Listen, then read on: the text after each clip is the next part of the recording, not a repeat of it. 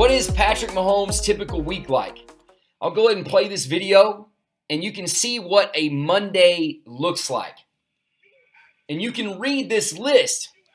But really, after the game, I'm trying to restore function joint by joint.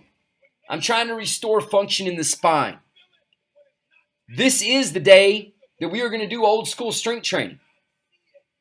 These gymnastica components that you see with him doing rolls and different types of range of motion checks, that's a SFT squat, we call it. That's locomotion, these different leg swings.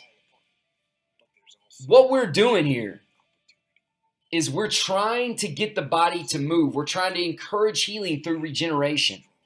These isometric pressure points, these rolls to restore fluid in the spine, this lazy locomotion that you see, some of these arm care things that you see, we call that cleaning the gun.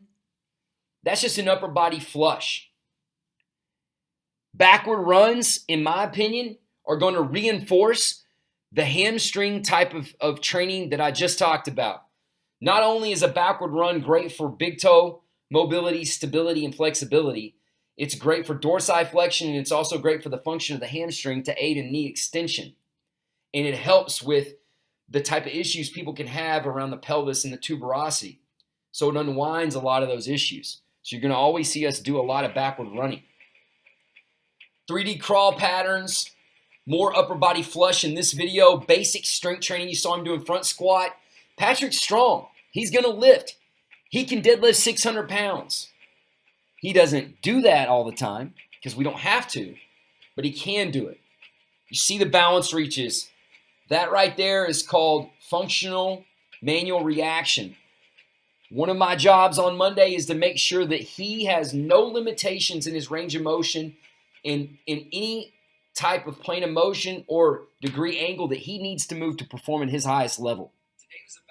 So you're going to see us doing different types of foot position walks, 3D spine mobility exercises, isometrics in different positions, balance reaches, crawl patterns. That's going to be a typical Monday. These are some more videos to expand on Monday. You'll see him doing some of these, and this is different parts or different times in his career, so you'll see he's better now than he was then. Doing basic balance reaches. I didn't put a lot of video of old school strength training in here because I don't think you guys need more of that. I think you get plenty. On the left, that's an upper body balance reach, which is going to focus more on the pelvis and the hamstring and with the function of the foot.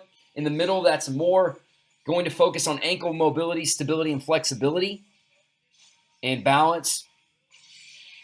So those are two different plays on balance reaches. Those drawings on the ground, I'll explain those further when we get to a point. Those are called vectors. That's our 8-point movement system. And then last but not least, we play games. Patrick likes to have fun, man. The best way to get him to work hard is to let him have fun, and we are not against that. So this type of game is a great way to get him to flush out some of the toxins and that lymphatic fluid from the game. And we frequent a lot of different types of games when it comes to that. More on Monday. Shakeouts. We call it clean the gun.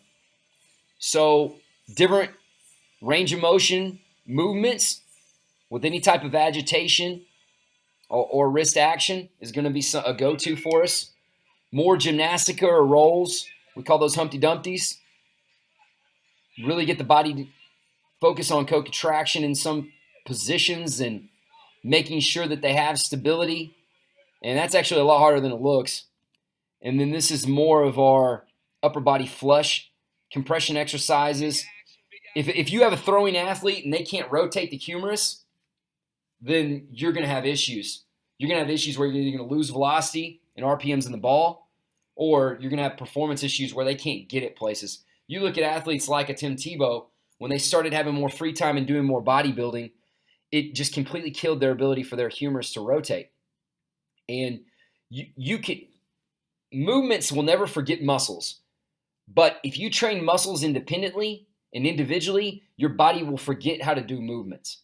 And you've got to make sure that on days like Monday with a quarterback, you nail those things if you're a Sunday to Sunday guy. Some more things on Monday. You'll look on that first video. That's what we call a throw isometric. I want him to get in position, and I want him to create as much tension as possible. Now, we'll work from 30 seconds all the way out to 2 minutes on this with different points of emphasis. For me, I want his head still, and I want his front side arm still, and I want maximal pressure on the ground with the front side foot. And then, obviously, I want him to try to break that wall in half at this point. So that's something that we feel is pretty unique. This is a play on cat camel. Going 3D, we call these tidal waves. Create a tidal wave in a 3D fashion, rolling 360 one way, 360 the other way. The head rotates in the opposite direction of the spine. The way I like to explain this is from your tailbone to your head, pretend you have a jump rope and you're swinging that jump rope. And then last but not least, I'll do some functional manual reaction where I try to activate the scap and get things moving. If they're being a little bit stingy, then I'll facilitate it a little bit with my hands. Not scared to put my hands on somebody if I need to. A little tip of the hat to some of the colleagues on this. On Mondays and or Tuesday, we do RPR. So Patrick does do RPR. Now, he does not like doing it on himself, mainly because he's a little lazy in his approach with that. So I will actually lay him down on a table and do it and mix it in with some of the soft tissue treatments that we do. Or if I have a therapist working with him, I'll make him do it and sneak it in without Patrick really noticing what all is going on.